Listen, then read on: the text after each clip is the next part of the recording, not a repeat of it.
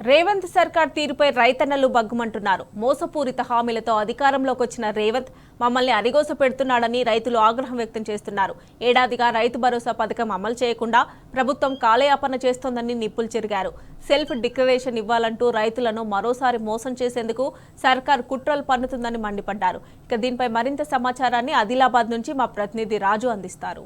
తెలంగాణ రాష్ట్ర తొలి ముఖ్యమంత్రి కేసీఆర్ మానసపుత్రిక రైతు బంధు పథకం ద్వారా గత బీఆర్ఎస్ ప్రభుత్వ 10 ఏళ్ల పాలనలో లక్షలాది మంది రైతుల జీవితాల్లో వెలుగులు నింపారు. ఏ రైతు నుంచి కూడా కనీసం దరఖాస్తు సైతం తీసుకోకుండా రైతులు సైతం తమకు రైతు బంధు కావాలని అడగనప్పటికీ కూడా లక్షలాది మంది రైతుల ఖాతాల్లో పెట్టుబడి సాయం అందించారు. అయితే ప్రస్తుత కాంగ్రెస్ ప్రభుత్వం రైతు డిక్లరేషన్ పేరిట కొత్త నాటకానికి తెరలేపింది. రైతు డిక్లరేషన్పై రైతులతో పాటు రైతు సంఘాల నేతలు ఆగ్రహం వ్యక్తం చేస్తున్నారు. ప్రస్తుతం మనం ఆదిలాబాద్ జిల్లాలో రైతులు తీవ్ర ఆగ్రహం వ్యక్తం చేస్తున్నారు. ఇప్పటికే రుణమాఫీ అలాగే రైతు భరోసా ఇవ్వకుండా రైతులను వేధిస్తున్న కాంగ్రెస్ ప్రభుత్వం ఈ కొత్త నాటకానికి తెరలేపడం పట్ల ఆగ్రహం వ్యక్తం చేస్తున్నారు. కొంతమంది ఇక్కడ రైతులు ఉన్నారు, వారిని అడిగి తెలుసుకుందాము. చెప్పండి, ఈ రైతు డిక్లరేషన్ అని ప్రభుత్వము ఈ రైతులను నమ్మకుండా ఈ రైతు డిక్లరేషన్ అనేది పెట్టడం జరుగుతున్నది. దీన్ని ఏ విధంగా అర్థం చేసుకోవచ్చు?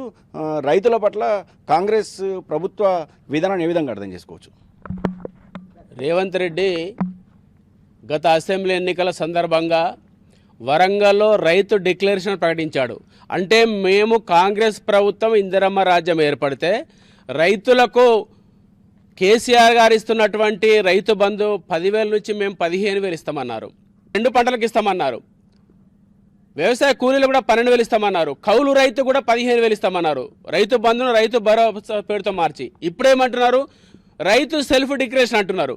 అప్పుడేమో రైతులకైనా రైతు డిక్లరేషన్ పేరుతో ప్రకటించి ఇప్పుడు రైతులు సెల్ఫ్ డిక్లరేషన్ చేయాలంటే ఈయనకి ఎంత వ్యవసాయ భూమి ఉన్నది, 2 పంటలు ఎన్ని ఎకరాలు సాగేస్తున్నారు, ఏ పంట సాగేస్తున్నారు అంటే వీళ్ళు రైతులు ఇచ్చేటువంటి యొక్క డిక్లరేషను అవి ఆ పత్రాలు ఇతర వర్గాల వాళ్ళ చేతులకు పోయి వీళ్ళు సెల్ఫ్ డిఫరెన్స్లో పడే పరిస్థితి ఉంటుంది.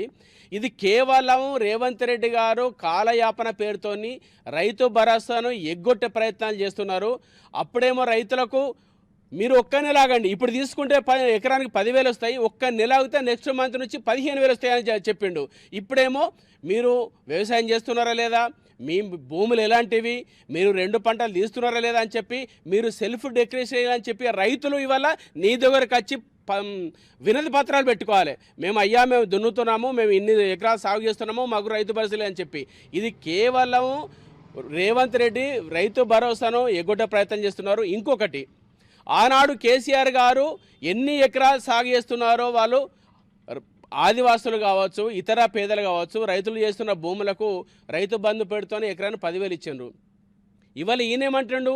రబీ పంట సాగు చేయకుంటే లేదా గుట్టలు చెట్లు ఉన్నటువంటి భూములకు రైతు భరోసా ఇవ్వనంటున్నాడు. ఆదివాసుల భూములు ఎక్కడ ఉంటాయి? మైదాన ప్రాంతాలు ఉంటాయా? సాగునీటి సౌకర్యం ఉన్నటువంటి భూములు ఉంటాయా? ఆదివాసులు పోడు భూములన్నీ కూడా గుట్టలు చెట్లతో నిండి ఉంటాయి.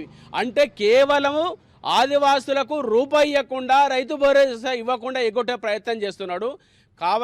కాబట్టి రేవంత్ రెడ్డి ఇప్పటికైనా మీరు గతంలో కేసీఆర్ ఇచ్చినటువంటి పద్ధతిలో మీరు రైతు భరోసా పెడుతూనే ఇస్తారా, రైతు బంధు పెడుతూనే ఇస్తారా? మీరు ఇచ్చినటువంటి హామీను మరి ఆనాడు ఎందుకు చెప్పలేదు? ఎన్నికల ముందు ఇవన్నీ కండిషన్లు ఎందుకు పెట్టలేదు? కేవలము ఎగ్గొట్టే ప్రయత్నం చేస్తున్నారు. కాబట్టి రేవంత్ రెడ్డి గారు ఇప్పటికైనా మీరు కేసీఆర్ గారు ఇస్తున్నటువంటి ప్రకారముగా మీరు ఇచ్చినటువంటి హామీని వెంటనే అమలు చేయాలని చెప్పి లేదా పెద్ద ఎత్తున ఉద్యమాలకు సిద్ధమవుతాయని చెప్పి హెచ్చరిస్తున్నాం. కాంగ్రెస్ అంటేనే కరువు వచ్చేసింది అన్నట్టు. తెలంగాణలో 10 సంవత్సరాలు కేసీఆర్ పాలన ఉన్నప్పుడు తెలంగాణ గవర్నమెంట్ తొలి ముఖ్యమంత్రి గారు రైతుల గురించి ఇంత మంచిగా ఆలోచించడము, ఏ రైతు కూడా మాకు రైతు బంధు కావాలని అడగలేదు. అయినా రైతులను ఆదుకునే ఆలోచనతోని ఎకరానికి 10,000 రూపాయలు ఇచ్చిండు. మొన్న కులగణనతో చేసిన డాటా ఎటుపోయింది అంటే రైతులకు ఎంత భూమి ఉన్నది మీకు తెలియదా? అంటే ఇంత మొద్దు నిద్రలు ఉన్నది ఈ గవర్నమెంటు.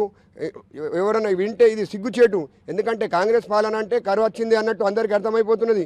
ఎందుకంటే ఇంతకుముందు కేసీఆర్కి ఎవరన్నా దరఖాస్తు పెట్టినలా, ఎవరన్నా రుణమాఫీ కావాలని అడిగినలా, రైతు బంధు అడిగినలా, మేము ఇవాళ తీసుకుంటే 10,000, రేపు తీసుకుంటే 15,000 ఇస్తామని మాట తప్పడం, దీన్ని ఎగగొట్టడం అందుకే ఈ ప్రయత్నము కాంగ్రెస్ పాలనది. ఎందుకంటే ఇంతకుముందు రైతు బంధు ఇస్తామన్నలు ఇది రెండోసారి, ఇప్పుడు దీన్ని కూడా ఎగబెడదామనే ఆలోచనలో కాంగ్రెస్ ప్రభుత్వం ఉన్నదని మేము రైతులమందరం భావిస్తున్నాము. ఇటువంటి చర్య తీసుకుంటే ఈ ప్రభుత్వము అతి త్వరలోనే కూలిపోతుందని మాకు అనిపిస్తున్నది. ఎందుకంటే రైతులను మోసం చేసిన రాజ్యాలు కూలిపోయినాయి. ఈ గవర్నమెంట్ ఉండు పెద్ద ముచ్చట కాదని మేము కూడా ఆశిస్తున్నాం. కాంగ్రెస్ ప్రభుత్వం అంటేనే మోసాలకు పేరుగాంచినట్లు. ఎందుకనంటే గతంలో కేసీఆర్ గారు ఇచ్చినటువంటి రైతు భరోసా ఏదైతుందో పెట్టుబడి సాయం ఉందో వీళ్ళు ఇప్పటికి 2 దఫాలు అయిపోయింది.